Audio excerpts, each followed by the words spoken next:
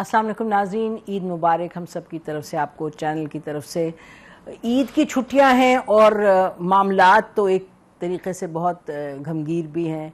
जंग जारी है, न जाने कितने लोग मारे जा रहे हैं, क्या हालात हैं, गाज़ा के अपने मसाइल हैं, उनके लिए भी दिल खून के आंसू रोता है। बड़ा मुश्किल होता है इस वक्त इंसान होना, जब कि आप मामलात देखें कितनी कॉन्ट्रडिक्शंस हैं, लेकिन फिर भी ईद है और हमने रिफ़्लेक्ट करना है जो हमारी अपनी ज़िंदगी होती है। अभी जो रमज़ान के रोज़े हुए उसमें आपने सब ने यकीनी तौर पे बियॉन्ड दिस वर्ल्ड सोचा होगा, एक स्पिरिचुअल रेल में जाते हम। तो खैर अब तो ईद है, ईद के दिन मनाते हैं। हमने सोचा आपके लिए आज एक ख़ास तोहफ़ा लेके आए। तोहफ़ा और तोहफ़े का क्या मतलब, वो ऐसा कोई हो एलिमेंट या ऐसी कोई आपको हम इंट्रोड्यूस कराएं जहां आपको, आप देखें तो आपको खुशी हो। और खुशी क्यों हो? क्योंकि आपको लगे कि इंटेग्रिटी है, एक कमिटमेंट है। कमिटमेंट जो भी इंसान कर रहा है उसमें कमिटमेंट होना बड़ा बड़ा अहम होता है। That's critical to integrity. और एक ऐसी शख्सियत जिनको आप जब देखते हैं तो आपको पता है कि ये कॉम्पिटेंस भी है और अपने जो काम कर रही है उससे भी कमिटमेंट है, पाकिस्तान से भी कमिटमेंट है। और हम देखते हैं इनको कि और बहुत सी अच्छी इनकी कमिटमेंट्स हैं। अब आपको I must take you to the guest immediately. हमारे साथ सना मीर है। Welcome to the show Sana. Former Pakistani cricketer. हमारी टीम ने उनके बड़ी बहुत सी लंबी लिस्ट दी है, उनके जो अवार्ड्स इतने हैं और मतलब क्या क्या है, मुझे पढ़ना पड़ेगा ये। First Pakistani women cricketer to rank number 1 in the world ICC ODI bowling ranking में 2018 में। First Pakistani women cricketer inducted in ICC hall of fame. वो तो बहुत ही खुशी का मौका था, हम सब ने खूब मिठाई खाई और खिलाई भी। और first Pakistani women cricketer to win Pakistan cricket board cricketer of the year award. फिर पाकिस्तान की टीम जो ख़वातीन की टीम है, जिस वक्त ये आई और इन्होंने टीम के साथ क्या माशाल्लाह लीडरशिप किस तरह की उनकी थी। टीम ने 2 मरतबा गोल्ड मेडल्स जीते एशियन गेम्स में, 2010 में और 2016 में। और ये दोनों मरतबा ये सना मीर ही कैप्टन थी। फिर first woman for Pakistan to play in 100 women's 20 international matches, T20 international matches. बहुत लंबी लिस्ट है। I think we'll just go directly to Sana. और अवार्ड्स की भी बड़ी लंबी लिस्ट है। सितारा इम्तियाज़ भी है और भी बहुत से अवार्ड्स हैं। एशिया गेम चेंजर अवार्ड, बड़ी और भी अवार्ड्स हैं, लेकिन ग्लोबल अवार्ड्स भी हैं। BCCI 100 women award, PCB women cricketer of the year. लेकिन आपको बताएं असल अवार्ड ये कि आपके और हमारे दिल इन्होंने जीते। तो सना, आप ज़रा बताएं ये सना मीर कहाँ से आई हैं? कुछ अभी आप प्रोग्राम से पहले कह रही थी गुजरांवाला की गलियों में और टैक्सिला की गलियों में, थोड़ा सा बताएं, पीपल वांट टू नो कहाँ से। थैंक यू सो मच पहले तो इतने खूबसूरत इंट्रोडक्शन का और इस सपोर्ट का जो हमेशा हमें आप लोगों से मिलती है। मेरे ख्याल से क्रिकेट की जो मोहब्बत थी, जो एक तरह से एक हमेशा से क्रिकेट हमें जोड़ के रखता है। क्रिकेट एक स्पोर्ट ऐसी है जिसने पाकिस्तान में हर खित्ते को, हर जगह को जोड़ के रखा है। और आई थिंक उसी की जो मोहब्बत थी उसी ने मुझसे ये काम कराया, अपने मुल्क की मोहब्बत और क्रिकेट की मोहब्बत। क्योंकि मुझे याद है मेरे वालिद आर्मी से ताल्लुक़ है उनका, तो रोज़ सुबह वो उठ के ऑफिस जाते थे वर्दी पहन के, तो मेरा भी दिल करता था मैं भी वर्दी पहनूं अपने मुल्क के लिए। तो पहला सा शौक तो मुझे अपने अब्बू को देख के ये हुआ कि मैंने भी अपने मुल्क की वर्दी पहननी है। और फिर मैंने गलियों पे क्रिकेट देखा, 92 में मुल्क को जीतते देखा। और जब वो देखा तो फिर मुझे लगा इन दोनों के थ्रू शायद 92 की मैं जो है वो दोनों चीज़ें मुझे मिल सकती हैं। और फिर मैंने फाइटर पायलट बनने का भी शौक था। अच्छा जी, तो अच्छा सेकेंड ईयर में जब मैंने अप्लाई करने का सोचा तो वो 2 साल के लिए बंद कर दिया। उससे पहले आई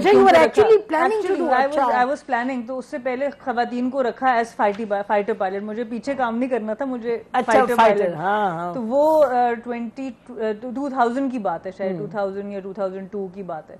तो उसमें 2 साल के लिए उन्होंने स्टॉप कर दिया कि पहले। अच्छा सना, ये पहली दफा आई हर्ड दिस। अच्छा, ये तो बड़ी आप हमें दे रहे हैं। अच्छा, you would have been in the skies पे तो आप अभी भी हैं वैसे माशाल्लाह, लेकिन अच्छा। तो फिर वो उधर क्योंकि बंद हुआ तो फिर इत्तेफाक की बात है कि मैं अपने केमिस्ट्री के पेपर की तैयारी कर रही थी और इलेक्ट्रॉन्स, न्यूट्रॉन्स और सारी ऑर्बिट्स बना रही थी, उसके साथ मैं फील्ड सेटिंग करना शुरू कर कौन से मतलब सेकंड ईयर। तो वो मैं करते करते वो बनाते बनाते मैं फील्ड सेटिंग शुरू कर देती थी, क्योंकि क्रिकेट मुझे मिस करती थी। मैं 3-4 साल से छोड़ा हुआ था क्रिकेट को। अच्छा, सो क्रिकेट आप खेल रही थी? छोड़ दिया था बिल्कुल। अच्छा। 8th 9th क्लास में, क्योंकि आपको पता है पाकिस्तान में जब बच्चियां बड़ी होती हैं, मैं गली में खेलती थी, कोई ग्राउंड तो था नहीं, एकेडमी तो थी नहीं। वहाँ कैसे शुरू कैसे की, थोड़ा ये बताएं। तो मैं खैर गली में मैं खेलती थी क्रिकेट। किस उम्र से? मैं बचपन से ही 5 साल की उम्र से मैं गली में खेलती थी। कोई और भी खेलता था? भाई खेलता था। अच्छा। तो उसके वो बड़े फ्रेंड्स के साथ खेलता था, तो फील्डिंग से शुरू करते थे मुझे। मैं पूरे 1-2 घंटे फील्डिंग करती थी, तो एंड पे भाई कहता था नहीं मेरी बहन को बारी देनी है, ऐसा नहीं कि ऐसे चले जाना। तो वहां से फिर मेरा एक शौक डेवलप हुआ। फिर आसपास बच्चों को इकट्ठा करना शुरू किया। अम्मी अबू स्कूल ढूंढ रहे होते थे जब नई जगह पोस्टिंग होती थी, और मैं बच्चे गिन रही होती थी आसपास कि किसके कितने बच्चे, मेरी टीम पूरी होगी कि नहीं। तो इस तरीके से शुरू हुआ। फिर बीच में 4 साल आपको पता है जब। अच्छा, तो आप नहीं थोड़ा सा, तो आप खेलती नहीं एज ए चाइल्ड? आप टेप बॉल क्रिकेट खेलती रही। अच्छा। टेप बॉल में क्रिकेट खेलती रही टिल द एज ऑफ 14। तो मतलब सीरियसली लगता है, आप टीम्स की बात करिए तो एक्चुअली खेलती थी यानी? हाँ, मतलब मेरा जब स्कूल से वापस आती थी, बैग रखते थे, नमाज पढ़ी, खाना खाया, फेंकते थे बैग, बस बैग फेंक देते थे। हाँ, आपने पहचान लिया है। तो वो फेंक के और बस फिर मैं बाहर गली में क्रिकेट खेलना शुरू कर देती थी। मगरिब तक हम फास्ट बॉलिंग से खेलते थे। फिर जब मगरिब में लाइट डिम होती थी और एक स्ट्रीट लैंप होता था, हमारा टेक्सिला का जो स्ट्रीट थी, तो वहां पर जब एक स्ट्रीट लैंप होता था तो फिर हम प्लास्टिक बॉल से, बड़ी सी प्लास्टिक बॉल थी, उससे स्पिन बॉलिंग शुरू कर देते थे। वो मगरिब से लेकर रात 9 बजे तक अच्छा। हमारा स्पिन बॉलिंग का होता था। तो वो फिर हम 9 बजे फिर जाके फाइनल एक कॉल होती थी कि बस भैया और नहीं खेलना। सो ये पूरा बचपन ऐसे ही गुजरा। फिर 14-15 साल के आप होते हैं पाकिस्तान या हमारे एशिया में, कुछ भी तो लड़कियों को होता है जी अब आप गलियों में नहीं खेल सकते। तो बस अम्मी ने आके मना किया, मैंने बहस नहीं की। दिल बड़ा टूटा, रोया भी बहुत, अकेले बैठ के, उनको नहीं दिखाया।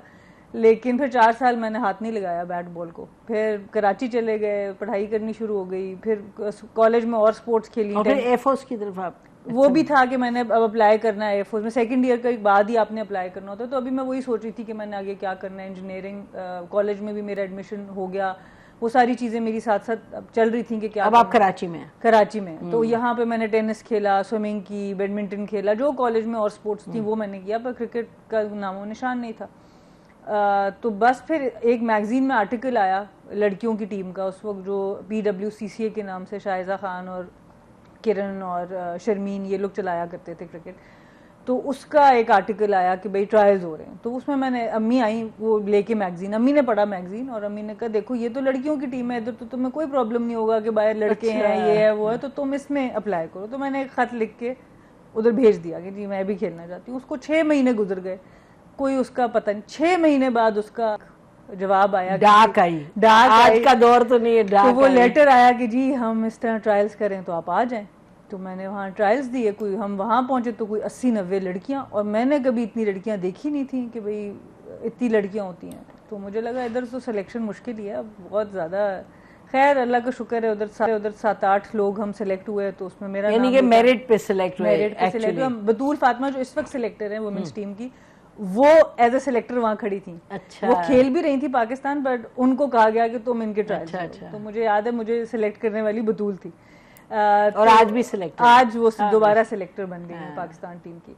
तो वो फिर मैं, नैन आब्दी और सना ताज एक लड़की थी, वो भी बीच में खेलती, अभी थोड़ा बहुत रहती, और हमारे 2-4 नाम जो डोमेस्टिक खेले बाद में, वो हम लोग 5-7-8 लड़कियां सिलेक्ट हो गई और हमारा कैंप शुरू हो गया। फिर बीच में पता चला जी PCB का एक अलग ग्रुप है, ये एक अलग ग्रुप है, आपस में वो नहीं होता, ये नहीं होता। फिर मैंने सियासत हुई, फिर मैंने और लेटर्स लिखे, ऊपर भी लिखे, प्रेसिडेंट तक, जिस देर तक मेरा पहुंच था सब करके।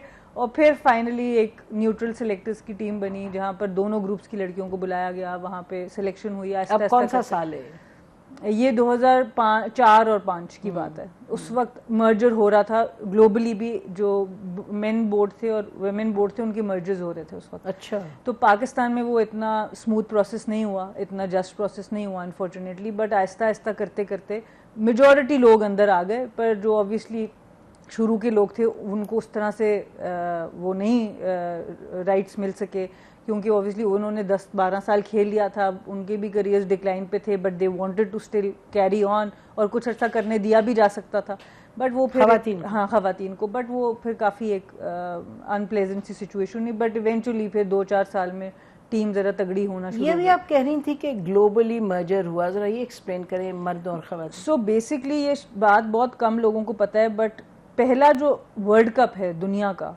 आलमी वर्ल्ड कप, वो खवातीन ने कराया था 1973 में।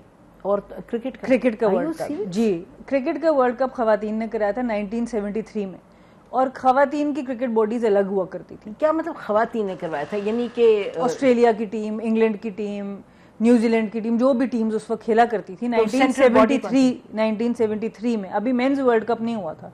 सो ये जब कहते हैं ना इट्स अ जेंटलमैन्स गेम, तो हम इसीलिए कहते हैं no it's a ladies game. How interesting. So 1973 में पहला लड़कियों का वर्ल्ड कप नहीं, सो कन्वीनिंग अथॉरिटी कौन थी? ये सब टीम IWCC। अच्छा, ओके। जैसे ICC आज है, वो इंटरनेशनल वुमेन्स क्रिकेट काउंसिल। अच्छा, उन्होंने किया। सो उन्होंने कराया, और उसको मर्दों ने नहीं सोचा, उसका देखी मर्दों ने हुआ, अब तो हमने भी करते थे 1973। नाज़रीन, ये बड़ी दिलचस्प बात है, बड़ी सिग्निफिकेंट बात है ये। इसके बाद एक और बात भी बताती हूँ, वो भी इंजॉय करेंगे, क्योंकि हमारे कैमरामैन भी यहाँ पे मर्द हजरात है, सबका क्रिकेट से ताल्लुक बड़ा गहरा है, कि जो ओवर आर्म बॉलिंग है वो भी लड़कियों की इजाद है। लड़के जब शुरू में खेलते थे तो वो अंडर आर्म बॉलिंग, जब क्रिकेट शुरू हुई तो अंडर आर्म, तो जो खवातीन उस टाइम पे, क्योंकि इंग्लैंड की इजाद है ये गेम, तो वो पहनती थी लंबे लंबे फ्रॉक्स, बड़े ड्रेसेस होते थे। अच्छा, क्रिकेट खेलते मतलब जनरल कल्चर था ना, ड्रेस का कल्चर था, तो वो उनका हाथ फंसता था उस ड्रेस के अंदर, तो वो अंडर आर्म नहीं कर सकते थे, तो उन्होंने ओवर आर्म बॉलिंग शुरू की, और वहां से ओवर आर्म बॉलिंग की जादू हुई। तो हम इसलिए कहते हैं नहीं जी ये लेडीज गेम भी है, ये खाली जेंटलमैन गेम है। अच्छा, तो वहां पे फिर आहिस्ता आहिस्ता बाकी बोर्ड से ये बात शुरू हुई कि नहीं जी, अब इनको बहुत अरसे से वुमेन्स क्रिकेट मेहनत कर रही थी आगे आने की, लेकिन वो उनको स्टारडम या अच्छे ग्राउंड, फॉर एग्जांपल अगर पाकिस्तान और वेस्ट इंडीज का मैच होना है पाकिस्तान में, तो नेशनल स्टेडियम की रसाई नहीं है वुमेन्स टीम को, क्योंकि वो PCB के अंडर नहीं आती थी, वो एक प्राइवेट ऑर्गेनाइजेशन, यही जिसका PWCCA का मैंने आपको बताया, अच्छा, वो चला रहे थे। अच्छा। तो उनके लिए ग्राउंड लेना बड़ा मुश्किल था, बड़े मुश्किल से उनको मिला। Private organisation. सो ये दो बहनें थी, शाइजा और शर्मीन, और इन्होंने वुमेन्स क्रिकेट शुरू की अपने वालिद के साथ मेन स्पॉन्सर करके। तो ये कराची में ही बेस थी, और इनका मेन जो सेंटर था, जो ट्रेनिंग का सेंटर था, वो भी कराची था। So this, so the government had nothing. No, government did nothing. So they were the pioneers of cricket in the true sense. इन्होंने 10-12 साल उसको चलाया, और फिर जब ICC का जब इंटरनेशनल मर्जर हो रहा था, तो PCB को भी कहा गया कि आप इस मर्जर को इनके साथ मिल के करें, बट दे वर वेरी, मतलब अपने हिसाब से स्ट्रॉन्ग हेडेड भी थी, अपने उनके तौर तरीके थे, वो अपने तरीके से आना चाहती थी, सिलेक्शन में भी चाहिए था, कप्तानी भी चाहिए थी, वो सब चीजें चाहिए थी, तो वो फिर it couldn't work with PCB। Sorry, after the break stay with us. Welcome back नाज़रीन, हमारे साथ सना मीर हैं। तो सना ये बताएं कि इन्होंने 10-12 साल चलाया on their own, team national team थी कोई जो जाती थी? जी। तो फिर कैसे 1997 से लेकर 2004 तक जितनी क्रिकेट टीम का रिकॉर्ड है वो उस पिछली ऑर्गेनाइजेशन के अंडर है। आफ्टर 2005 जब PCB ने टेक ओवर किया, तो फिर जो रिकॉर्ड्स हैं वो PCB के अंडर है। उससे पहले पाकिस्तान वुमेन्स क्रिकेट टीम चलती थी, और वो बहनें उन्होंने चलाई। तो वो जब बाहर भेजना होता था टीम को, वो स्पॉन्सर करते थे उनके वालिद और वो लोग खुद। तो गवर्नमेंट के कोई नहीं, तो गवर्नमेंट को नहीं था? मुझे एग्जैक्टली नहीं पता, मुझे एग्जैक्टली, पर मेन स्पॉन्सर तो वही है, तो ऑब्वियसली शायद वो और भी लोगों को ऑन बोर्ड लेते होंगे, मुझे उसका जबरदस्त, but government had nothing to do with it. अच्छा, फैसिनेटिंग। ये तो बड़ी, ये दोनों बहनें इंग्लैंड पढ़ने गई थी, और वहां से इन्होंने वहां पे देखी थी क्रिकेट, वहां खेलती थी, तो उनको हुआ कि हमने अपने मुल्क क्या करती हैं? वो अब एक तो शर्मीन जो थी बड़ी अच्छी इंसान थी, उनका अनफॉर्चुनेटली इंतकाल यंग एज में हो गया था, और शाइजा का ना सिर्फ बोर्ड से हम सबसे भी ऊपर नीचे चीज़ें हुई, तो फिर उसके बाद उन्होंने बिल्कुल ही किनारा कशी कर ली। तो वो बहुत ही एक पेनफुल तरीके से जो था वो डिपार्चर उनका हुआ, बट फाउंडेशनल उनका रोल, फाउंडेशनल रोल उनको हम बिल्कुल आई थिंक हम सबको मानना चाहिए उसको, और वो उन्होंने ही सेट किया। अच्छा, तो एनीवे फास्ट फॉरवर्ड, तो आप अपने पे आए, तो आप पायलट हाँ, उड़ती मैं बस, फिर मुझे जब अम्मी ने मैगजीन दिया, ये आया कि जी हाँ ट्रायल देने, वहाँ पे भी सिलेक्शन हुई, फिर PCB के ट्रायल्स दिए, वो एक अलग ट्रायल्स थे, फिर मैं वहाँ आई, मैंने वहाँ पे भी मैचेस खेले, ट्रायल्स दिए, वहाँ पर भी सिलेक्शन हुई। और फिर 2005 में पहली दफ़ा पहले अंडर 19 इंडिया की एक डेवलपमेंट स्क्वाड आया, उसमें फिर मेरी सिलेक्शन हुई, वहाँ पे मैंने पहली दफ़ा मैच खेला। और उसके बाद हम लोगों का एशिया कप हुआ 2005 में, तो मेरा डेब्यू कराची स्टेडियम का डेब्यू है। और मेरी हमेशा से ख्वाहिश थी, क्योंकि मिताली राज एक बहुत बड़ा नाम था उस वक्त क्रिकेट में, इंडिया की जो प्लेयर थी उस वक्त दुनिया की वर्ल्ड नंबर 1 हुआ करती थी, और हमने सुना था उनके बारे में।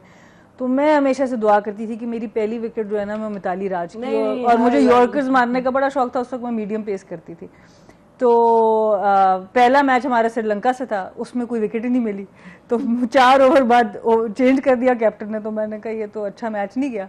खैर अगला मैच मिला, उसमें मेरी पहली विकेट मिताली राज की, इन स्विंग इन यॉर्कर, तो वो मेरी ख्वाहिश अल्लाह मैंने वो भी पूरी की। तो बस फिर उससे आहिस्ता आहिस्ता परफॉर्म करते करते करते बस फिर सफ़र शुरू हो गया। 2005 में मैंने एज ए प्लेयर खेलना शुरू किया, फिर 2006-07 में मुझे कराची का कैप्टन बना दिया गया। 2 साल हम कोई मैच नहीं हारे कराची से, दोनों ट्रॉफीज हमने जीती। बहुत यंग टीम थी हमारी, लाहौर की टीम बहुत सीनियर, उसमें बहुत सीनियर प्लेयर्स थे, तो वो हमने 2 साल कराची जीता, और फिर जब वो जीता तो फिर मुझे पाकिस्तान का कैप्टन बना दिया। माशाल्लाह। अच्छा, सो ये बताएं your experience as a captain. मैंने देखा आपके तरीके को, आप बड़े प्यार से लोगों को लेके चलती हैं, मुझे फर्म ऑन डिसिप्लिन वगैरह, ज़रा थोड़ा सा बताएं, that journey must have been really. जी, आई थिंक वही बात है, अगेन ग्राउंडिंग घर से है, मेरे वालिदैन से है, कि भाई जिस तरीके से उन्होंने हमारा ख्याल रखा, हमें पाला और एज ए टीम काम किया, तो मेरी कोशिश ये थी कि वही चीज़ें हम अपनी टीम में लेके जाएं, क्योंकि वो फैमिली होती है। बिल्कुल। सो फाउंडेशन तो सारी वहीं की है। फिर आपको पता है, हम इस चीज़ को बचपन से सुनते आ रहे हैं कि अपनों से बड़ों को रिस्पेक्ट दो और अपने से छोटों को शफकत से पेश आओ। तो that was the basic principle of my leadership, कि जो मेरे से सीनियर प्लेयर्स हैं उनकी मैंने हमेशा रिस्पेक्ट करनी है, उनको मैंने अदब से पेश आना है, और जो मेरे जूनियर्स हैं उनको मैंने प्यार मोहब्बत से लेके चलना है। तो that was the grounding, basic essence of my leadership. और उसमें मैंने यही कोशिश की कि जो चीज़ अपने लिए वही पसंद है वही दूसरों के लिए, वो उस चीज़ में फिर मुझे फाइटिंग स्पिरिट भी नजर आया कि नहीं, अगर मेरा कमरा बेशक सही है पर दूसरी लड़की का अच्छा नहीं है, तो मुझे जाके पीसीबी को बताना है, बोलना है। तो वहाँ से फिर हमारा एक टीम स्पिरिट डेवलप होना शुरू हो गया। और मुझे सबसे बड़ा एडवांटेज अबू की वजह से, अगेन क्योंकि हम आर्मी बैकग्राउंड थे, 2 साल इधर, 3 साल उधर, 4 साल उधर, तो किसी एक शहर से कोई खास अटैचमेंट नहीं थी। So I was very neutral.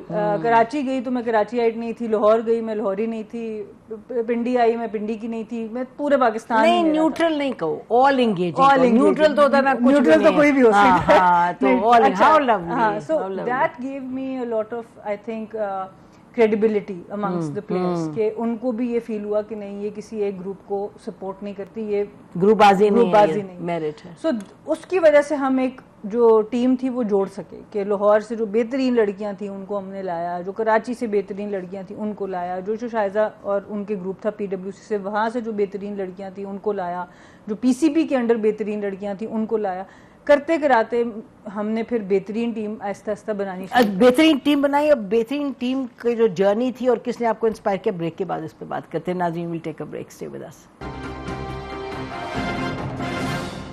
Welcome back नाज़रीन, हमारे साथ सना मीर हैं, former captain of Pakistan cricket team. Former captain क्या, हम तो कहेंगे एक कंटिन्यूस इनकी लीडरशिप है माशाल्लाह वुमेंस क्रिकेट में, और ओवरऑल ऑल्सो क्रिकेट में इनकी, अब जिस तरह आप देखते हैं इनको, ये अपनी she is there as an expert, तो we see her in mainstream cricket now from a different vantage point. जी सना, सो फिर आप बनी कैप्टन जी। अच्छा, वो उसका बताएं, कोई हमें दिलचस्प बातें बताएं, what is the biggest challenge कोई मैच खेलते हुए?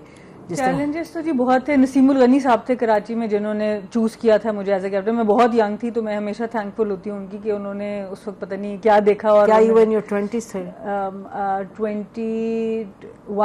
21 और मेरे से बहुत सीनियर प्लेयर्स कराची में खेल रहे थे, but he kind of saw something, तो उन्होंने मुझे वो अपॉर्चुनिटी दी। तो मुझे याद है हम लोगों का पहला टूर्नामेंट था इस्लामाबाद में, पिंडी में हमारा टूर्नामेंट था, तो कराची से हमने आना था।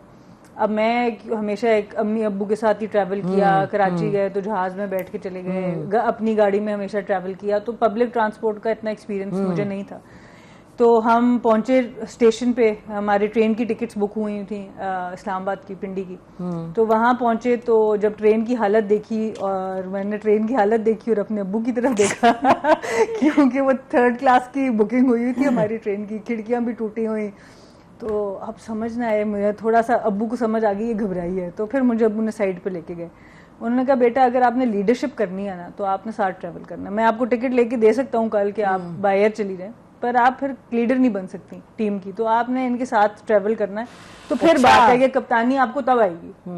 सो इस तरह से अब्बू ने मुझे कभी भी फेवर उस तरह नहीं करने दिया, उन्होंने कहा कप्तानी आपको तब आएगी। और वो फिर उस पर I am so thankful to him, क्योंकि तब मुझे रियल प्रॉब्लम समझ आने शुरू हुए कि वो प्रॉब्लम है क्या वुमेन्स क्रिकेट में। को 24 घंटे लगा के हमारी ट्रेन, और अम्मी भी तो अम्मी का तो जो करेज जितनी अंदर मेरे अंदर है वो सारी अम्मी से आई है। अम्मी फॉलो योर हार्ट, वो वाली जो सारी चीज है वो मेरी अम्मी की तरफ से मेरे अंदर आई है। फॉलो द डिसिप्लिन, और दूसरा ये कि अम्मी का कि बहुत बिल्कुल ट्रेडिशनल नहीं है ना, कि उन्होंने मुझे किसी चीज में नहीं डाला कि नहीं तुमने ये घर का ये वाला काम करना जरूरी है या वो करना जरूरी है, तुम वो करो जो तुम्हें सही लगता है, हम तुम्हें सपोर्ट करेंगे। और वो काम भी ऑटोमेटिकली फिर आपको आ ही जाते हैं, कोई ऐसी बात नहीं। तो अम्मी की तो सपोर्ट ऑब्वियसली, उसके बगैर मेरा तो जो अब्बू तक का भी फिल्टर है वो अम्मी है। मतलब कोई मसला होता है पहले अम्मी से फुल ऑन डिस्कस होता है, फिर कोई 10 में से एक बात अब्बू से डिस्कस होती है, लेकिन जो इस तरह की कोई चीजें होती हैं वो ऑब्वियसली। अब्बू को कोई आज सीक्रेट तो नहीं पता चल रहा, उन्हें पता है नॉर्मली भी कि तुम नहीं फिल्टर है। हाँ नहीं, तो अम्मी का तो ऑब्वियसली बहुत ज्यादा बहुत बड़ा रोल है मेरी इमोशनली मुझे स्टेबल करने में और सारी चीजों में। तो खैर फिर हमने ट्रेन का सफ़र शुरू किया। वो फिर हर दूसरे स्टेशन पे गाड़ी रुकती थी, वो एक्सपीरियंस हमें, फिर खाना कैसे ऑर्डर करना है, क्या करना है, करते करते करते हम 24 घंटे बाद पहुँचे पिंडी। तो वहाँ जो हमें गाड़ियाँ लेने आई उसकी भी हालत ना पूछें। फिर वहाँ से हम बड़े रात में देर पे होटल पहुँचे, और अगले दिन भी 50 ओवर का मैच और उसके अगले दिन भी 50 ओवर का मैच, क्योंकि उस जमाने में बजट बहुत कम होते थे, तो बीच में अगर आप ऑफ डे देते हैं तो एक दिन और ऐड होता है, तो उसके लिए आपको होटल के कमरे ऐड होते हैं। तो इस तरह का वुमेन्स क्रिकेट का माहौल था। तो बस फिर रिसोर्सेज की लड़ाई, मैचेस की लड़ाई। पहले 3 से 4 साल हमने हर साल में सिर्फ 4 वनडेज खेले होंगे, तो पूरे साल में 365 डेज में अगर आप 4 दिन इंटरनेशनल क्रिकेट खेल रहे हैं तो आपको फील भी नहीं होता आप क्रिकेटर हैं। तो वो फिर उसके ऊपर लॉबिंग, पीसीबी में जाके बातचीत। पीसीबी में क्या सेटअप हो गया था कि कोई और खातून देख रही थी ओवरऑल? क्या उस जमाने में शुरू में शीरीन जावेद, बाद में आई, थोड़ा सा लेट आई। शमसा हाशमी इनिशियली थी, वो खुद खेल भी रही थी, फिर से वो साथ जॉब भी कर रही थी गवर्नमेंट की। लेकिन जो एक्चुअल चेंज आया वो एंड पे शीरीन जावेद और बुशरा एतजाज। बुशरा एतजाज का बहुत इंपॉर्टेंट रोल है वुमेन्स क्रिकेट के अंदर। उन्होंने बड़ी दबंग इंसान है वैसे, दबंग। और वो भी, वो जो मैं अपनी अम्मी की बात कर रही हूँ कि मुझे पर्सनली इंडिविजुअली बहुत करेज मेरे अम्मी ने दी, तो जो टीम को करेज दी वो बुशरा एतजाज ने दी। उसका मैं सारा क्रेडिट उनको दूंगी कि उन्होंने लड़कियों को सिखाया, समझाया कि तुम लोगों के राइट्स क्या हैं, तुम लोगों ने बोलना कैसे है। तो उसमें पीसीबी घबरा भी गया, क्योंकि बुशरा एतजाज ने सही लड़कियों को दबंग अपने जैसा बनाना शुरू कर दिया। तो वो टाइम बड़ा जबरदस्त था। 2000 इसी में हम 2 दफा गोल्ड मेडल भी जीते। 2010 में शीरीन जावेद थी और 2014 में बुशरा एतजाज थी, और 2 बार अंडर बुशरा एतजाज हमने 2 दफा गोल्ड एशियन गेम्स जो जीता वो दोनों दफा बुशरा एतजाज थी। सो उनकी लीडरशिप बहुत इंपॉर्टेंट थी हमारे लिए। अच्छा, कि तो this must be a great moment, क्योंकि उस वक्त तो जो जिन हालात में आप लोग खेल रहे थे, but to go and win a gold medal, माशाल्लाह, वो बहुत ही जी इंपॉर्टेंट टाइम था। क्योंकि 8 साल से पाकिस्तान तकरीबन 30-40 गेम्स में तो कम से कम पार्टिसिपेट करता है, उससे भी ज्यादा एशियन गेम्स में। तो 8 साल से कोई गोल्ड मेडल आया नहीं था। उससे पहले 8 साल पहले हॉकी का गोल्ड मेडल था, उससे पहले कोई गोल्ड मेडल नहीं आया था खवातीन के लिए। नहीं, ओवरऑल मेन एंड वुमेन में गोल्ड मेडल नहीं आया था पाकिस्तान के लिए।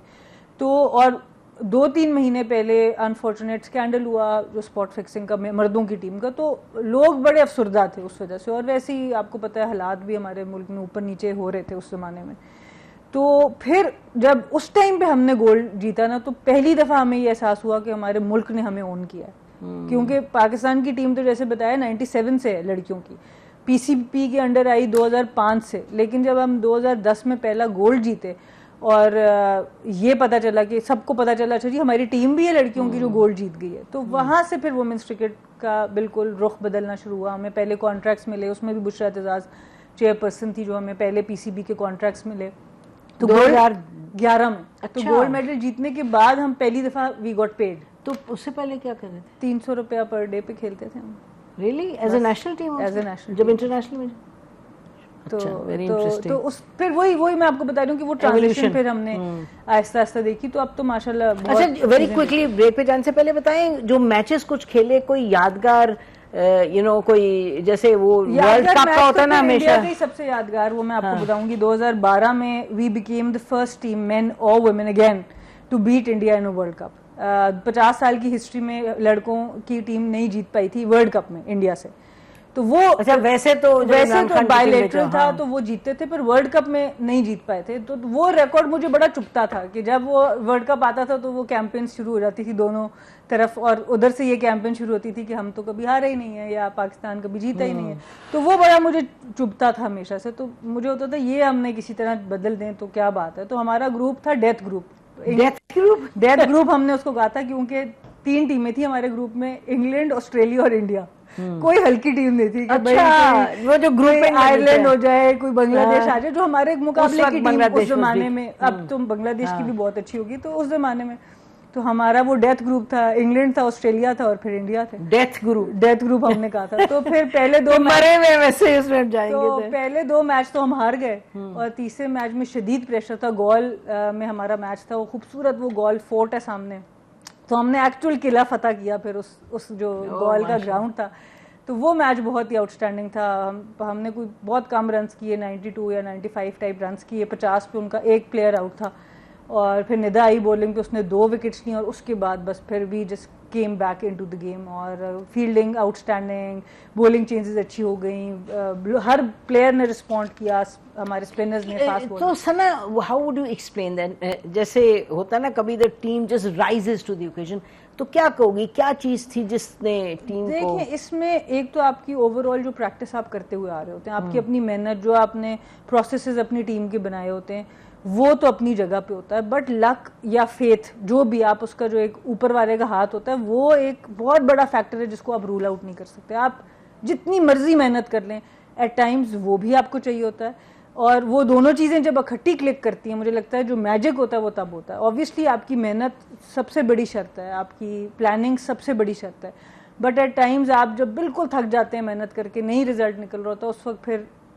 कभी कभी इस तरह की एक चीज़ होती है, जैसे वो एक टर्निंग पॉइंट, वो जब जैसी निदा ने वो 2 विकेट्स ली, तो हम सबको यकीन हुआ कि यार यहाँ से हमने पकड़ना है इधर से मैच। तो वो फिर उनकी टीम में एक नर्वसनेस चली गई कि यार ये तो विकेट्स गिरी जा रही हैं, तो वो फिर संभल नहीं पाए। सो बस वहां से फिर हम, और आपकी एक अपनी टीम के साथ बड़ी, क्योंकि वो चीज हम पिछले 2-3 साल से बात कर रहे थे ना कि हमने ये करना है, हमने अपसेट करना है, हमने बड़ी टीम्स को पकड़ना है। सो वो इन द माइंड चीजें तो चल रही थी, बट वो डिलीवर नहीं हो पा रहा। आप जीत गए वो वर्ल्ड कप। वर्ल्ड कप नहीं, सिर्फ मैच वो जीते। नहीं, मैं कह रही हूँ असल में तो वर्ल्ड कप वगैरह में यही होता है, इंडिया के साथ क्या हुआ है। सो इन अ वे दैट वाज योर, फिर यही था कि तो वापस आए हम, एक मैच जीते थे वर्ल्ड कप में, पर जहाँ से अपनी एयरपोर्ट में चेकिंग से गुजर रहे, जहाँ से गुजर रहे, वो हमें ऐसे ही ट्रीट कर रहे थे, वही ना कि सब कुछ जीत के आ गए।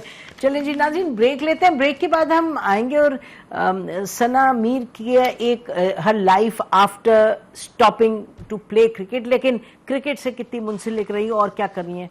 After the break, stay with us. Welcome back नाज़रीन, हमारे साथ सना मीर है, उनसे हम बात करते हैं कि what is she doing now, who is she now. ये आई थिंक इन प्रोग्रेस है, प्रोजेक्ट इन प्रोसेस, वो तो इंसान जब तक चलता है। हाँ जी, I think I am really enjoying connecting with cricket from a distance at the moment, कि कमेंट्री हो, एनालिसिस हो, मेंटोरशिप में मैं करीब काफी जाती हूँ प्लेयर्स के भी, वो भी मुझे एक बड़ा शौक पूरा होता है। मेंटोरशिप का जरा बताएंगे। मेंटोरशिप मेरा आईसीसी के साथ एक अंडर 19 वर्ल्ड कप में मैंने किया था, जिसमें पाकिस्तान की अंडर 19 लड़कियों के साथ और जिम्बाब्वे अंडर 19 लड़कियों के साथ पूरा throughout the tournament I was there.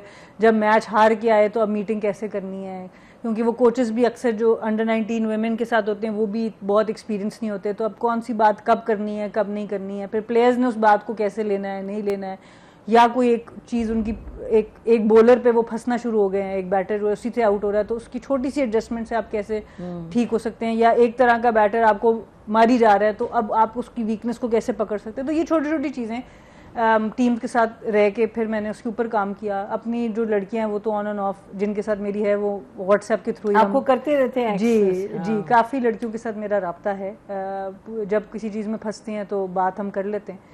और उसके अलावा फिर कोच जो फ्यूचर कोचेस थे वेमेन कोचेस, उनका भी एक मेंटोरशिप पूरा मैंने वर्कशॉप 3-4 दिन का रन किया अजमान में। तो उसमें भी यही था कि प्लेयर्स अजमान में आईसीसी की तरफ से मुझे बुलाया गया था कि प्लेयर्स पर्सपेक्टिव से हम कोचेस को बताएं कि जब कोच कोई फीडबैक देता है तो उसमें वो क्या क्या चीज़ें सोच सकता है, या कोचेस अपने अंदर वो क्या क्या चीज़ें डेवलप कर सकते हैं जो कैप्टन और प्लेयर्स को आप इकट्ठे लेकर चल सकते हैं। तो आई थिंक वो बहुत ही अच्छा प्रोग्राम था आईसीसी का। This was for women, but I think ये मेन में भी होना चाहिए बिकॉज हमारी कम्युनिकेशन बहुत वीक है, जो मैं अक्सर बात करती हूँ। मीडिया से पता चल रहा होता है आप टीम में है नहीं है, आपका नंबर बदल दिया गया है, आपकी पोजीशन रोल बदल दिया, झगड़े हो जाते हैं, तो झगड़े हो जाते हैं, मोरल डाउन। तो ये छोटी छोटी चीजें, बेसिक चीजें होती हैं जो आप प्लेयर्स को सिखा सकते हैं कि उन्होंने कैसे कम्युनिकेट करना है, मीडिया से कैसे करना है, एक दूसरे से कैसे करना है। सऊदी अरेबिया की टीम भी थी, अब यू वेंट वंस। अभी सऊदी में क्रिकेट क्योंकि प्रमोट हो रही है तो वहाँ पर इवेंट्स के लिए एट टाइम्स मैं चले जाती हूँ। वहाँ पर यंग बच्चियाँ फिर देखती हैं तो वो इंस्पायर होती हैं कि हाँ जी हमने भी छोटे मोटे इवेंट्स के लिए हमारी कोशिश होती है। अभी जुबेल में काफ़ी हम एक पाकिस्तानी हैं माज मुनीर साहब, तो वो बहुत ज़्यादा क्रिकेट को प्रमोट करे, तो उन्होंने मुझे कहा कि हम पहली दफ़ा लड़कियों का एक टूर्नामेंट कराने लगे हैं तो आप आ जाएं। तो फिर मैं वहाँ सऊदीया भी गई, बड़ा मज़ा आया वहाँ। Saudi women were playing, Saudi उसमें मिक्स था, इंडिया की लड़कियाँ भी थी, पाकिस्तान की लड़कियाँ भी थी, श्रीलंकन लड़कियाँ भी थी, साउथ अफ्रीकन भी थी एक जो उनकी डोमेस्टिक से, तो वो आके टेप बॉल ही अभी खेल रहे हैं, बट स्लोली टेप बॉल से they transition into the hard ball. तो फिर जहाँ जहाँ डेवलपमेंट क्रिकेट की कहीं पे हो रही हो तो मेरी कोशिश होती है कि उसमें जैसे भी मैं कंट्रीब्यूट करूँ, एज अ मेंटोर करूँ, एज जिस तरह कैपेसिटी में भी करूँ, तो वो भी मैं साथ कर रही हूँ। और कमेंट्री भी अल्लाह का शुक्र है कि वो मुझे मिलता रहता है अपॉर्चुनिटी, पाकिस्तान में भी, पाकिस्तान से बाहर भी, तो वो भी एक बड़ा ज़बरदस्त होता है क्योंकि आप दूसरी दुनिया के क्रिकेटर्स के साथ पूरा दिन बैठ के वो मैच देखते हैं जो कमेंटेटर्स होते हैं, फिर उनकी नज़र से आप सोचते हैं। पाकिस्तान में तो माशाल्लाह आप काफ़ी करती हैं जी। अब पिछले कुछ अरसे में कम की है, बट जनरली PSL हो या बायोलेटरल होता था तो काफ़ी मैं रेगुलर कर रही थी। अभी रेगुलर मेरी वर्ल्ड कप तो है, वुमेंस क्रिकेट वर्ल्ड कप के साथ तो मेरा काफ़ी रेगुलर है, और होपफुली इधर भी फिर दोबारा हम काम करते रहेंगे। बट मेरा स्टूडियो काम बहुत ज़्यादा होता है, वही मैं कहने हाँ जी, प्री एंड पोस्ट स्टूडियोज जो है, एनालिसिस एज एन एक्सपर्ट ज़रा मुश्किल लगता है मुझे अपने आप को कहना, बट मतलब we are still students of the game, तो वी ट्राई टू सी कि क्या हो सकता है गेम के अंदर, तो वो एनालिस्ट मैं अपने आप से कह सकती हूँ। तो उसमें हम काफ़ी काम करते हैं, PTV के साथ भी मैं बहुत अरसे से काम कर रही हूँ, तो बड़ा रेगुलर प्रोग्राम्स आप करती हैं। हाँ जी। और ऑनलाइन वगैरह भी आपको, आई एम श्योर पॉडकास्ट में इसमें लोग जी काफ़ी, हाँ जी काफ़ी, मुझे तो 4 साल लगे आपको प्रोग्राम में लाने के लिए। आपके प्रोग्राम में तो मैं आ जाती हूँ। तो अच्छा, सो उसके अलावा Sana, is there a life beyond cricket for you?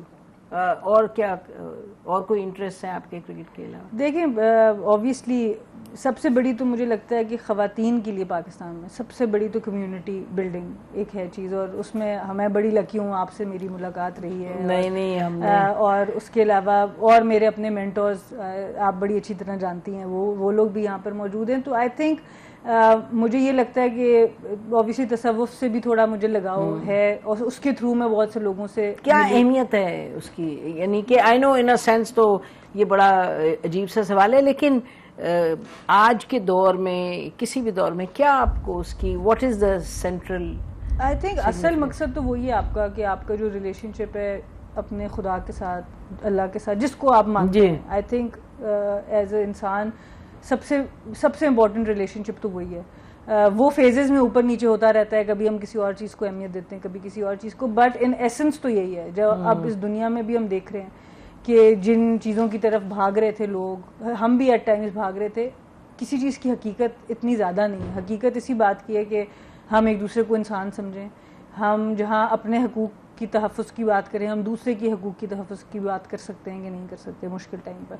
और आई थिंक वहीं से आपकी इंसानियत समझ आती है। तो करना बड़ा मुश्किल है, कहना बड़ा आसान है इस सब चीज़ को, लेकिन उसके ऊपर काम करते रहने के लिए, उससे जुड़े रहने के लिए आई थिंक बहुत ज़रूरी होता है कि आपके पास वो रिमाइंडर्स हों, आप इस चीज़ से लिंक रहें। जैसे आपने रमज़ान के महीने की बात की, रिफ्लेक्शन की बात की, आई थिंक ये बहुत ज़रूरी है। हम किसी भी शोबे में हम काम कर रहे हो तो रिफ्लेक्शन तो बेसिस है हमारी प्रोफेशनलिज्म की भी, पर्सनैलिटी की भी, कि अगर हम वो नहीं कर सकते, हम नहीं देख पाते कि हम क्या अच्छा कर रहे हैं, क्या अच्छा नहीं कर रहे, क्या हम बेहतर कर सकते हैं, तो आई थिंक वो सब चीज़ें बड़ी ज़रूरी हैं। और उसके लिए मुझे लगता है इंडिविजुअली भी काम करना उतना ही अहम है जितना एज ए कम्युनिटी काम करना अहम है, कि हम इकट्ठे होकर दूसरों से भी अपने बारे में फीडबैक लें।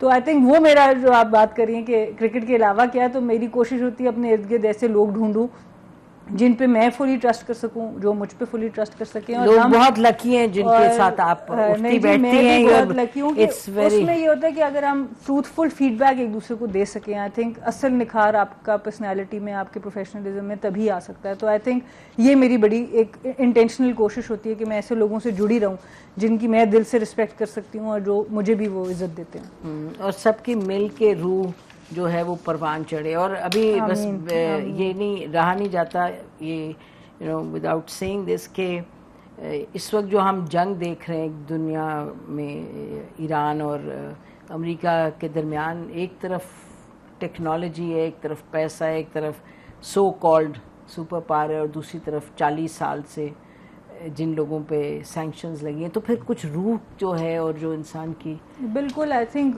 जो ईरान ने ऑब्वियसली दिखाया है करके, और बड़ा अफसोस हो रहा है जो बाकी जो वेस्ट की चीज़ें और भी निकल रही हैं इस वक्त, उसकी डिटेल में तो जाने का दिल भी नहीं करता, लेकिन जो इंसान जितना बुरी तरीके से जब गिरता है डेप्थ में बुराई की, वो किस हद तक पहुंच सकता है। तो आई थिंक उसके लिए फेथ बड़ा ज़रूरी है, उसके लिए ये सोचना कि बाद में हमसे कोई पूछगछ होगी, आई थिंक वो बहुत ज़रूरी है ताकि हम इंसान बन के रह सकें इस दुनिया में, अपने अंदर भी अकाउंटेबिलिटी होती है। Sana, it was such a pleasure to have you on this show. Thank you, बहुत बहुत ईद मुबारक आपको। नाज़रीन, आप सबको ईद मुबारक, खुदा करे आपके दिन अच्छे गुजरें, और हमारी तरफ से इतना ही। खुदा हाफिज़। पाकिस्तान जिंदाबाद।